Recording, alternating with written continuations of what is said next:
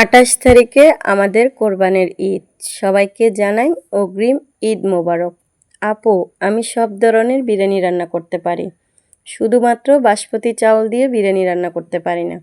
Please একটু দেখাবে রেসিপিটা তুমি পারো কি না, কারণ সামনে হচ্ছে কোরবানির ঈদ। হ্যালো এভরিওয়ান, আসসালামু আলাইকুম। কেমন আছেন আপনারা? আমি আল্লাহর রহমতে ভালো আছি। শরীরটা একটু খারাপ, যার কারণে বয়সটা খুব ছোট ছোট করে দিচ্ছি। একটা আপু কমেন্ট করেছে, আপু আমি সব ধরনের বিরিয়ানি রান্না করতে পারি, শুধুমাত্র বাসমতি চাউল দিয়ে বিরিয়ানিটা রান্না করতে পারি না। যদি তুমি একটু দেখাতে আমার জন্য ভালো হতো। আসলে দেখো আপু, আজকে দুঃখের বিষয়, আমার বাসায় বাসমতি চাউলও ছিল না। দুকা বান্দাস হচ্ছে চাউল ছিল, সেটা দিয়ে আজকে তোমাকে বিরিয়ানির রেসিপিটা দেখাই। আসলে আমার কাছে মনে হয় পৃথিবীর সবথেকে সহজ কাজ রান্না যেটা, সেটা হচ্ছে বিরিয়ানি। দেখো, প্রথমে মুরগির মাংসগুলোকে আমি ফ্রাই করে নিয়েছি, তারপর হালকা একটু মশলার গুঁড়ো দিয়েছি, মানে আমার বাসায় যা ছিল তাই।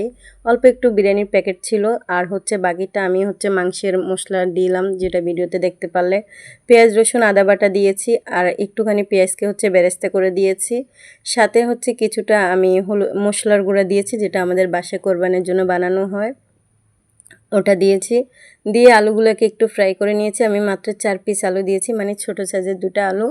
আর কিছুটা হচ্ছে চিকেন দিয়েছি। আজকে আমার বাসায় গরুর মাংস ছিল না, তার জন্য আমি চিকেন দিয়ে হচ্ছে দেখাচ্ছি। এই যে দেখো, এগুলো হচ্ছে যখন একদম কষানো হয়ে যাবে তখন হচ্ছে তেলটা উঠে যাবে। তেলটা যখন উঠে যাবে তখন বুঝবে যে চাউলটা, মাংসগুলো কষানো শেষ। তারপর হচ্ছে আমি চাউলটা দিয়ে দিচ্ছি।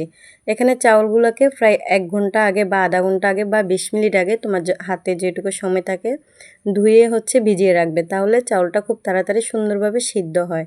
তারপর হচ্ছে কিছুটা পরিমাণ মতো, যেমন আমরা পোলাও করি বা পোলাও চাউলে যে পানিটা দিই, ঠিক সেভাবে হচ্ছে পানি দিয়ে এটাকে ঢেকে দেবা। তারপর কিছুক্ষণ বলক দেওয়ার পর আমি হচ্ছে মাঝখান দিয়ে কিছুটা টমেটো, কিছুটা কাঁচামরিচ দিয়ে দিচ্ছি, লাল মরিচও দিয়েছি, যদিও লাল মরিচটা একটু কম দিয়েছি। তারপরে হচ্ছে কিছুক্ষণের জন্য ঢেকে দিলাম। 3-4 বার হচ্ছে বলক দিলে চুলার মধ্যে দেখো, এই যে আমার ঝোলটা একদম শুকিয়ে গেছে। চাউলটা কিন্তু এই পর্যায়ে এখনও ভালোভাবে সিদ্ধ হয় নাই, 50% সিদ্ধ হয়েছে। তারপর আমি একটুখানি ঘি দিয়ে, ধনিয়া পাতা দিয়ে, তারপর হচ্ছে আমি এগুলোকে চুলার উপর থেকে নামিয়ে গোসল করতে চলে গেছি, যেহেতু এখন দুপুরের সময়। গা গোসল ধুয়ে এসে দেখো, এই যে আমি বিরিয়ানিটা উল্টালাম, কি সুন্দর তাই না?